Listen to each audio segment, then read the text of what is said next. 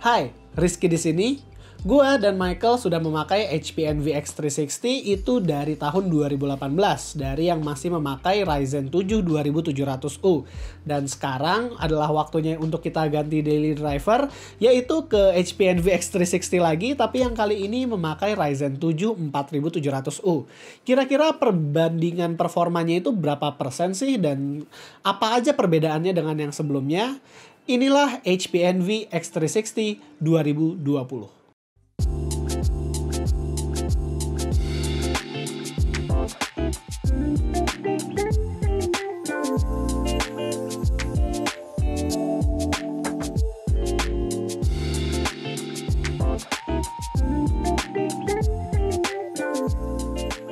Mengingat kami berdua sama-sama menggunakan Envy X360 tahun 2018 yang menggunakan Ryzen 7 2700U, jadi mungkin kami akan banyak menggunakan perbandingannya itu dengan Envy X360 yang versi 2018 ketimbang yang 3700U di tahun 2019. Model HP Envy 2020 mempunyai form factor yang lebih kecil sekitar 10% ketimbang yang sebelumnya dengan memotong lubang yang ada di bagian atas keyboard. Dan kalau misalnya kita ngeliat tebalnya sih saat kita jajarkan kayak gini, yang sekarang masih sama dengan yang sebelumnya. Laptop ini juga masih mempunyai build quality yang solid dengan bahan yang dilapisi aluminium dengan warna yang dinamakan Nightfall Black. Kalau berdasarkan berat, laptop ini masih mempunyai bobot yang sama dengan yang sebelumnya.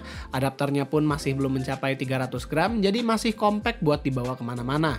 Gue sangat menyarankan untuk memakai tas macam briefcase buat laptop ini karena selain stylenya match, laptop ini bener-bener compact banget buat ditaruh di tas sekecil itu. Hinge-nya sekarang dibuat lebih solid dengan flex yang sudah semakin sedikit ketimbang yang dulu. Monitornya masih 13,3 inch Full HD IPS yang sekarang akurasi warnanya sudah sampai 100% sRGB. Dan bezelnya sudah dipertipis lagi, di mana logo HP di bawah sudah tidak sebesar yang dulu.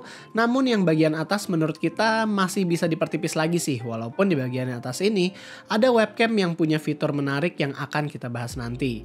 Layout keyboardnya sekarang sudah lumayan berbeda, beberapa tombol keyboardnya mempunyai fungsi yang berbeda sekarang. Power button di Envy yang baru sudah digabung dengan keyboardnya, agak disayangkan walaupun memang ada alasan kuat kenapa HP menaruh power button di situ. Jadi sebenarnya mereka berusaha membuat bagian bawahnya ini lebih tipis yang berefek tidak bisa menaruh power button lagi di sini.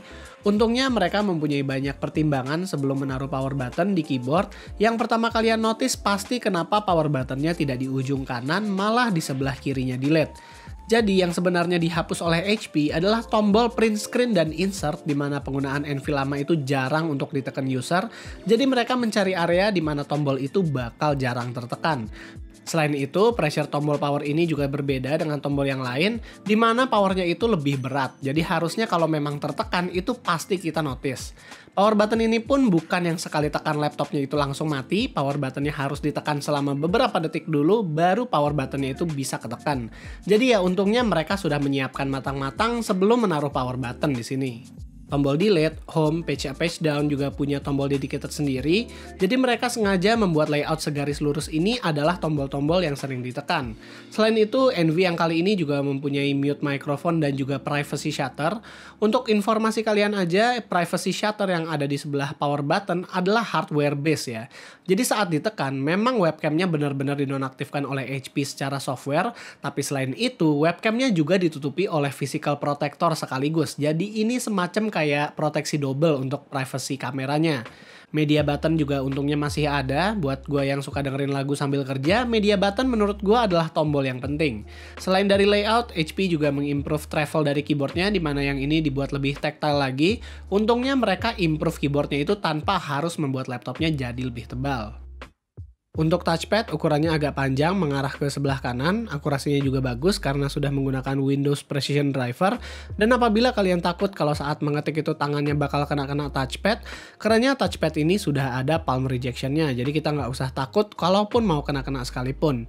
Buat konektivitas, di sebelah kanan ada micro SD slot, USB 3.2 Gen 1 dan charging port. Sementara di sebelah kiri ada audio combo jack, USB 3.2 Gen 1 lagi di mana satunya Type A dan satu lagi Type C. Kalau kalian tanya kenapa USB Type A portnya di cover begini, alasannya ada dua, yaitu untuk membuat laptopnya lebih slim dan juga menambah proteksi ke USB portnya.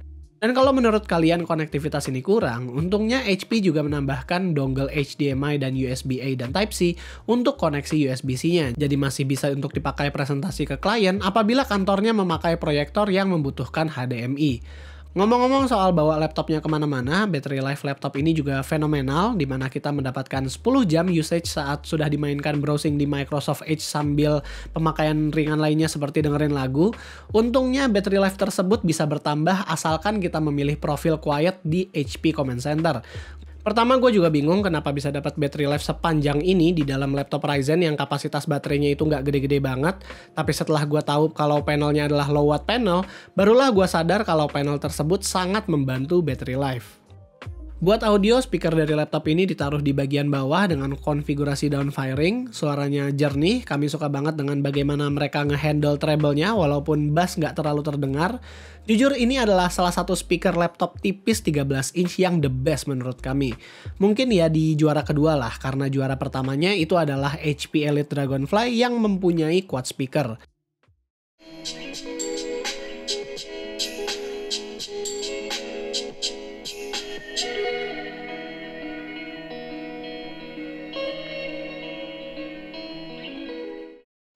Nah, buat dapur pacu, suhu, dan upgradability, karena laptop ini adalah daily driver kita berdua, gue akan oper videonya ke Michael. Berhubung tadi Rizky udah bicara banyak soal perubahan berbagai fitur, desain, dan ini itu, kita harus menekankan fakta bahwa ini adalah sebuah laptop ber-CPU Ryzen 4700U 8-core ditambah GPU Vega 7 yang mereka klaim setara GPU-GPU discrete entry level dari kubu ijo. Jadi nggak seru lah kalau nggak ada sedikit penyiksaan. Kita mulai aja dari performa CPU yang akan kita sedikit bandingkan dengan sebuah laptop high performance keluaran 3 tahun lalu, yaitu Aero 15 berisi Core i7 quad-core 7700HQ. Sesuai ekspektasi, chip 8 core ini bisa menembus skor 1000 di Cinebench R15 selama 2 hingga 3 run sebelum throttling ke kisaran 800, which is konsisten untuk standar laptop ultra portable. Performa single core-nya pun gak malu-maluin lah. Nah, hebatnya, pas kami tes Blender, NVX 360 ini bisa render 2 menit lebih cepat dibanding 7700 HQ di Aero 15, yang kalau dipikir-pikir, sebuah progres yang luar biasa. Meski di sisi kecepatan ekspor video via Premiere Pro 2020 tetap dimenangkan oleh Aero 15. Seperti laptop 4700U yang udah kami review sebelumnya, Vega 7 sangat capable untuk jalanin game-game enteng, bahkan game AAA setting low, asal resolusinya nggak dipaksa Full HD seperti ini. Dibanding tim hijau, performa ini more or less setara MX250, bahkan PUBG aja jalan gitu di setting very low.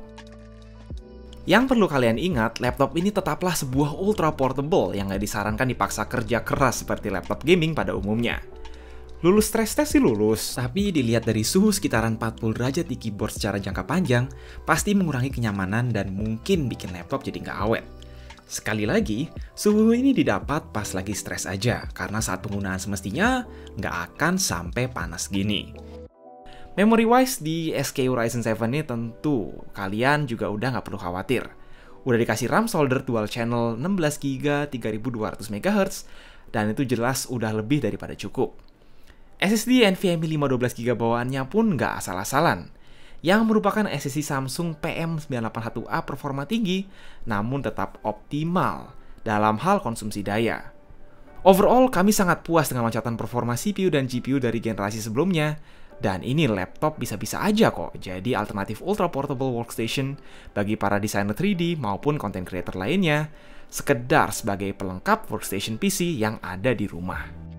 Apalagi, jangan lupa juga bahwa layarnya punya support stylus aktif yang udah terinclude dalam box pembelian, membuat laptop ini sangat friendly bagi seorang creator yang senang gambar atau butuh input presisi, maupun sekedar senang nyatet-nyatet. By the way, seperti kita lihat, ini desain baru mirip pensil, rechargeable via USB-C, nggak ada cerita ganti-ganti baterai lagi, dan bisa nempel di samping layar. Sayang aja, sampai sekarang kami belum menemukan fitur palm rejection di layar ini.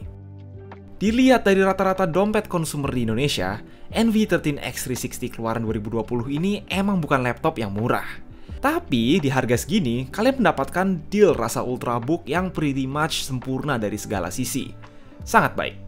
Secara battery life dan performa single core doang aja, Ryzen udah head to head sama tim biru.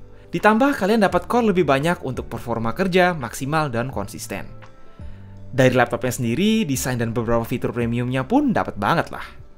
Bagi para content creator seperti kami, setiap keluaran NV13 X360 tanpa ragu-ragu selalu jadi salah satu ultrabook favorit. Terutama kalau harga menjadi faktor. Jika udah punya laptop gaming atau workstation di rumah, seorang power user pun menurut kami bisa bertahan hidup dengan Ryzen 7 4700U.